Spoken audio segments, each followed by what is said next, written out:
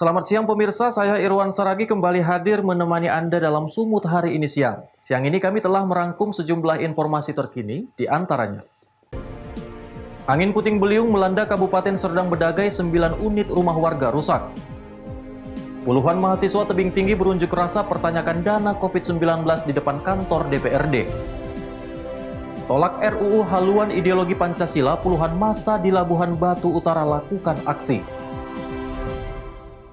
Selain cuplikan berita tadi, kami juga akan menghadirkan beragam informasi lainnya. Pemirsa, kita jelang Sumut hari ini siang selengkapnya.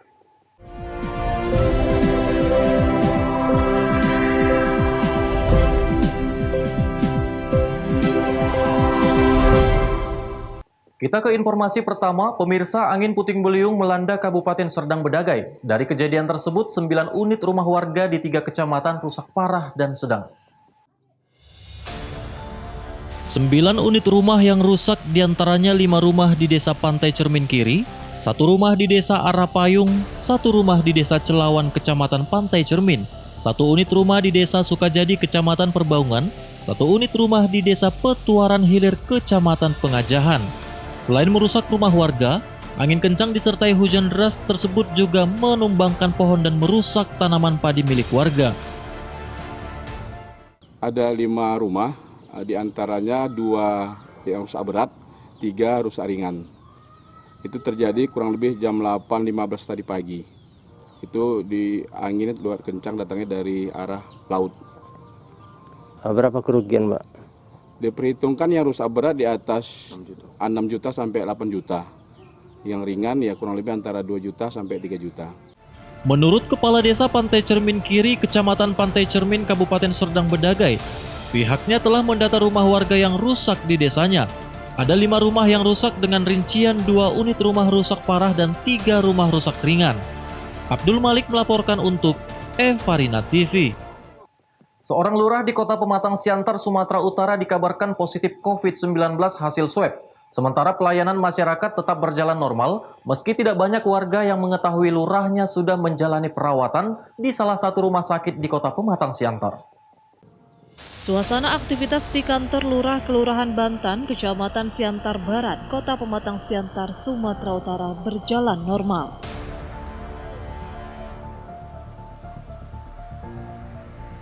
Tidak banyak yang tahu tentang kondisi Lurah Bantan. Aziz Syaputra sudah menjalani isolasi dan perawatan di salah satu rumah sakit di Kota Pematang Siantar karena terpapar COVID-19 hasil pemeriksaan swab pada tanggal 3 Juli 2020 kemarin. Sementara pelayanan kepada masyarakat di kantor Lurah tetap berjalan lancar. Juru bicara gugus tugas percepatan penanganan COVID-19 Pematang Siantar, Daniel Sregar mengatakan, menyikapi kasus ini gugus tugas melalui Dinas Kesehatan masih melakukan tracking kepada warga yang pernah berkontak langsung dengan lurah tersebut.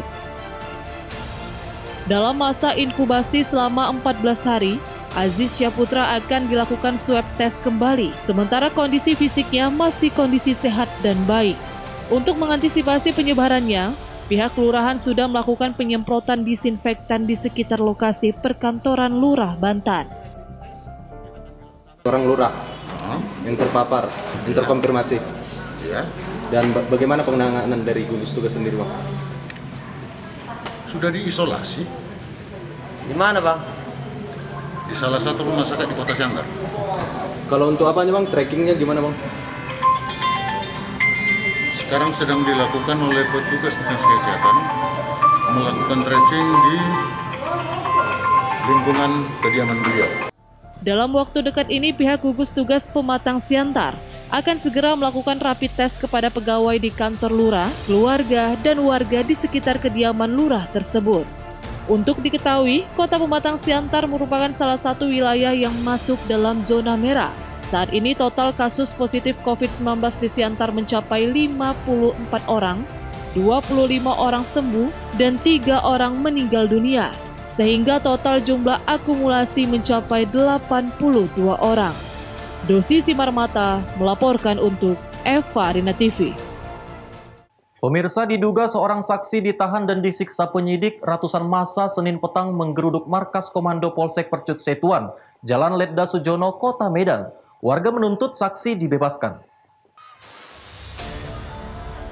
Warga Pasar 9 Percut Setuan Senin petang menggeruduk Mapolsek Percut Setuan. Aksi warga karena tidak terima salah seorang saksi kasus pembunuhan Sarpan yang ditahan selama 5 hari juga dianiaya, sehingga lebam dan mengalami luka bakar di wajahnya. Aksi warga menuntut dibebaskannya Sarpan berlanjut saat petugas belum menemui masa aksi. Dalam poster warga bahkan menuntut copot Kapolsek dan Kanit Reskrim Polsek Percut. Sardi, anak Sarpan, menuturkan keluarganya tak diperbolehkan untuk menjenguk saksi. Kondisi Sarpan yang lebam dan luka di wajah membuat keluarga menuntut keadilannya. Iya, muka ayah saya bengkak-bengkak. Bengkak-bengkak, oh abang anaknya? Iya. Nama abang siapa? Muhammad Sardi. Muhammad Sardi. Mukanya bengkak-bengkak terus selama merokok gitu? Rokok. Itu ibu saya pun robos bang, nggak boleh masuk kami Boleh bang. masuk? Udah berapa hari ditahan? 5 hari. 5 hari ya? Ya. Nggak boleh besuk bang? Nggak boleh sama sekali bang. Keluarga tersangka kok boleh. Alasannya tidak boleh gitu bang, tidak boleh. Itu bagaimana keadilan ini bang? 5 hari bang. Ya. Kalau keterangannya saksi bang. Harapannya bisa bebas lah, namanya saksi kan 1/24 jam harus bebas bang. Kalau dibutuhkan wajib lapor dipanggil. Itu bang yang namanya saksi. Sementara itu Kapolsek menampik tuduhan warga. Pihak kepolisian menuturkan saksi ditahan untuk pemeriksaan maraton atas kasus pembunuhan ini. Pada warga, terus sementara untuk saksi masih dalam pemeriksaan secara maraton karena kan awal dari pemeriksaan dari saksi ada ketidakcocokan keterangan antara saksi yang ada, sehingga kita perlu melakukan pemeriksaan secara maraton untuk diuji pemeriksaan. Hasil pemeriksaan atau keterangannya kita uji. Setelah kita dapat dari keterangan saksi pertama Syari, Caca atau Caca, baru kita yakin bahwa pelaku tunggal dan yang lain sebagai saksi. Hingga kini warga masih bertahan di depan Mapolsek Percut Setuan. Akibat aksi ini Jalan Letdas Sujono macet total. Warga berencana menginap jika saksi Sarpan tidak dibebaskan pihak kepolisian. Sebelumnya diketahui, Sarpan dijadikan saksi dalam kasus pembunuhan rekan kerjanya inisial D pada Kamis lalu oleh pemuda inisial A. Sejak kejadian hingga kini, Sarpan tidak diperbolehkan pulang ke rumah, bahkan petugas tidak mengizinkan pihak keluarga menemui Sarpan yang dikenal baik oleh warga sekitar. Wahyu Pratama melaporkan untuk Farina TV. Puluhan mahasiswa Tebing Tinggi berunjuk rasa pertanyakan dana COVID-19 di depan kantor DPRD. Beritanya akan hadir sesaat lagi.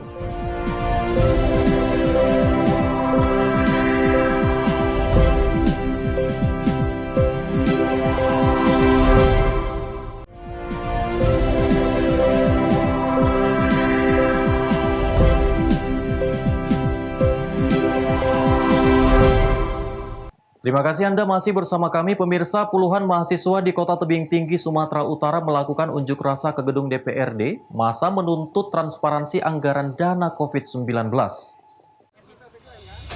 Unjuk rasa puluhan mahasiswa dan masyarakat ini mendapat pengawalan dari puluhan petugas Polres Tebing Tinggi dan puluhan petugas polisi Pamong Praja. Sebelum didatangi Ketua DPRD Kota Tebing Tinggi Basyarudin Nasution, puluhan mahasiswa terlebih dahulu melakukan orasi. Dalam orasinya, para mahasiswa meminta transparansi anggaran dana COVID-19 Kota Tebing Tinggi. Menurut Koordinator Aksi, Muhammad Haryono, aksi ini mereka lakukan agar DPRD Kota Tebing Tinggi mengadakan rapat dengar pendapat untuk membahas anggaran dana COVID-19. Juga anggaran-anggaran dinas-dinas terkait kayak dinas ketenagakerjaan, dinas kesehatan, dinas sosial dan lain sebagainya. Juga mereka memiliki anggaran COVID masing-masing, tetapi kita tidak melihat anggaran itu didistribusikan kemana begitu. Maka di sini kita menuntut transparansi.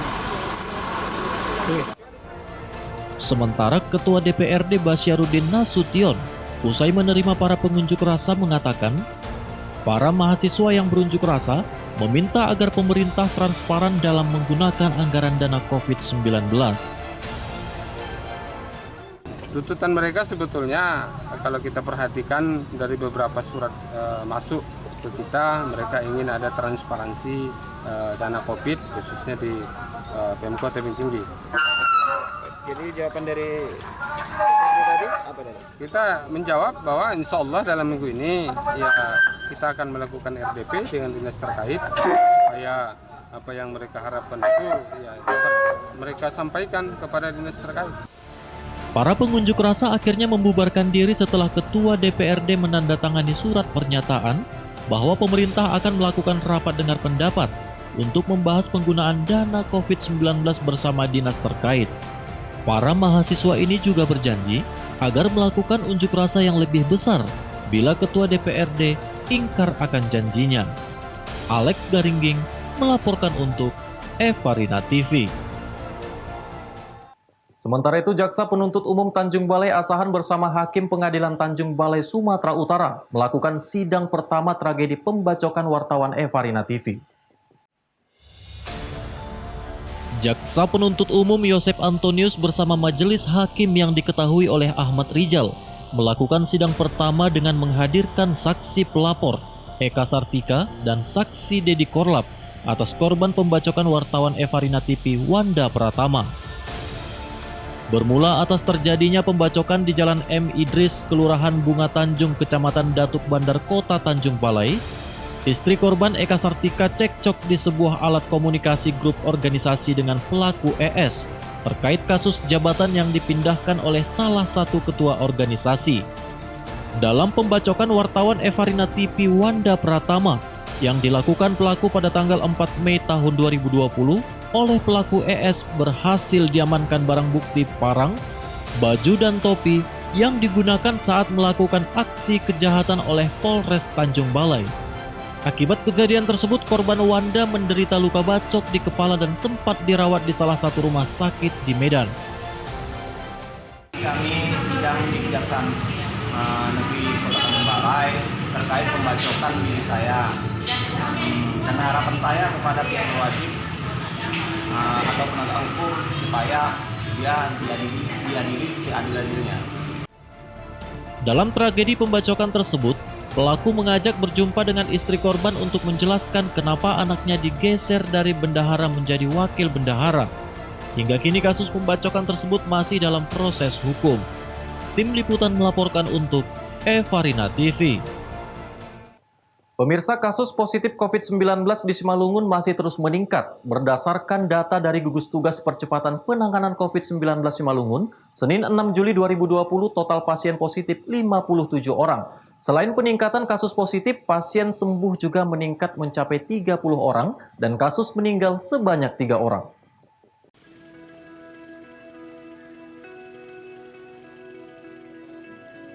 Berdasarkan data dari Gugus Tugas Percepatan Penanganan COVID-19 Kabupaten Simalungun, kasus positif COVID-19 di Simalungun masih terus terjadi peningkatan. Data hari Senin tanggal 6 Juli 2020, GTTP COVID-19 Simalungun mendata, total kasus positif COVID-19 hasil swab sebanyak 57 pasien. Kasus ini bertambah setelah adanya penambahan 6 orang terkonfirmasi positif COVID-19 hasil swab pada Sabtu tanggal 4 Juli 2020 kemarin. Ke-6 pasien tersebut berasal dari 4 kecamatan yang berbeda, di antaranya 3 orang dari Kecamatan Tanah Jawa, kemudian dari Kecamatan Sidamanik, Pematang Sidamanik, dan Gunung Maligas sebanyak 1 orang. Selain penambahan kasus positif, tren pasien sembuh COVID-19 juga terus bertambah. Total pasien sembuh saat ini mencapai 30 orang. Data ini bertambah pada Jumat tanggal 3 Juli 2020 kemarin, setelah 4 orang warga Nagori Tanjung Hataran yang dirawat di Rumah Sakit Darurat Fasilitas Khusus COVID-19 Tibat 20 dinyatakan sembuh hasil pemeriksaan 2 kali swab dengan hasil negatif. Sedangkan pasien meninggal positif COVID-19 bertambah 1 orang, sehingga total menjadi 3 orang. Kemudian untuk wilayah pemetaannya, dari 32 kecamatan se-Simalungun, ada 17 kecamatan yang terdata warganya positif COVID-19 dan kasus terbanyak masih di Kecamatan Bandar Huluan.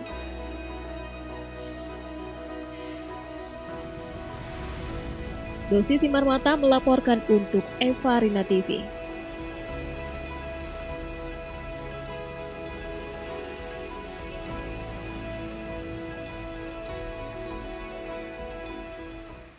Pemirsa, Sumut hari ini akan kembali dengan informasi menarik lainnya. Tetaplah bersama kami.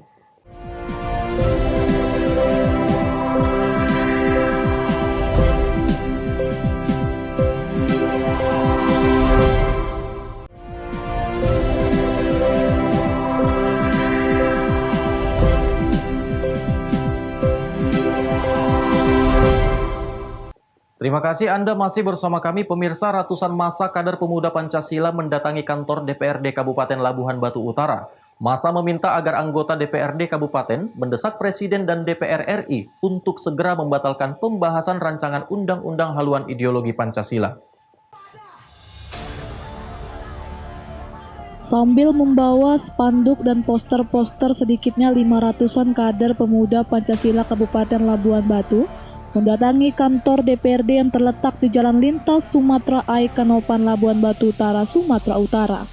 Dalam orasinya mereka meminta agar anggota DPRD Kabupaten Labuhan Batu Utara mendesak Presiden Joko Widodo dan DPR RI agar segera membatalkan dan menolak pembahasan RUU HIP. Massa juga menuding bahwa RUU HIP akan menghidupkan kembali paham komunis di Indonesia yang akan bertentangan dengan norma agama dan sebagai simbol bahwa paham komunis tidak boleh hidup di negara Indonesia yang berlambangkan Pancasila. Terlihat para demonstran membakar keranda berlambang Palu Arit di depan gedung kantor DPRD Kabupaten Labuhan Batu. Menurut Arli Simangunsong, selaku Ketua Pemuda Pancasila Kabupaten Labuhan Batu Utara menyebutkan, mereka menolak rancangan Undang-Undang Haluan Ideologi Pancasila karena akan membangkitkan komunis. Tolak dan batalkan rancangan Undang-Undang Haluan Ideologi Pancasila. Yang itu jelas-jelas membangkitkan komunis. Kami sebagai pemuda Pancasila, kami bangga sebagai musuhnya PKI. Itu jelas. Karena sejarah pemuda Pancasila berdirinya itu karena adanya pengkhianatan di negara Republik Indonesia.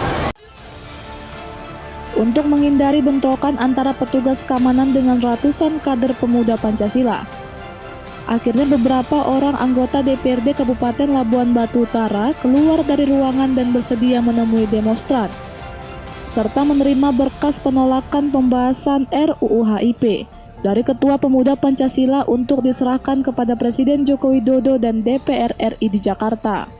Ucok Sitorus melaporkan untuk Farina TV. Sementara itu, Satuan Narkoba Polres Pelabuhan Belawan berhasil menangkap jaringan pelaku pengedar narkoba di kawasan pesisir Belawan. Selain mengamankan 3 pelaku, petugas menyita 261 gram narkoba jenis sabu siap edar di tengah pandemi COVID-19.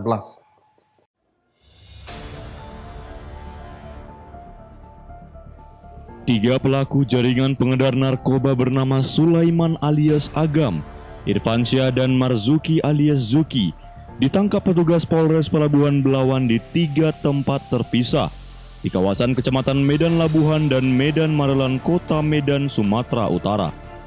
Dalam aksinya, ketiga pelaku merupakan jaringan pengedar narkoba di kawasan pesisir Belawan yang memanfaatkan suasana di tengah pandemi COVID-19 di 21 kecamatan di Kota Medan zona merah untuk mengedarkan barang haram tersebut. Selain mengamankan pelaku, petugas menyita barang bukti narkoba jenis sabu seberat 261 gram dari 3 pelaku yang dapat menyelamatkan 3.000 anak bangsa dalam memberantas peredaran narkoba tersebut. Kapolres Pelabuhan Belawan mengatakan penjagaan di kawasan rawan kejahatan dan peredaran narkoba terus digalakkan guna memutus mata rantai peredaran narkotika. Kita tidak henti-hentinya memerangi kejahatan yang ada khususnya di wilayah Polres Pelabuhan Belawan. Setiap saat kita tetap siaga, tetap siap mengantisipasi itu dengan melakukan patroli bersama, menjaga persimpangan-persimpangan dan memapping tempat-tempat rawan yang sering terjadi. Ini kita selalu upayakan untuk melakukan patroli. Untuk mempertanggungjawabkan perbuatannya, para pelaku mendekam di teralis besi Polres Pelabuhan Belawan. Polres Pelabuhan Belawan juga berkoordinasi dengan Polda Sumut untuk mengejar bandar besar yang sudah diketahui identitas dan keberadaannya. Wahyu Pratama melaporkan untuk Eva Arena TV. Pemirsa, informasi tadi sekaligus mengakhiri pertemuan kita dalam Sumut hari ini siang. Saya Irwan Saragih, mewakili kerabat kerja yang bertugas, pamit undur diri dari hadapan Anda. Terima kasih atas kebersamaannya dan sampai jumpa.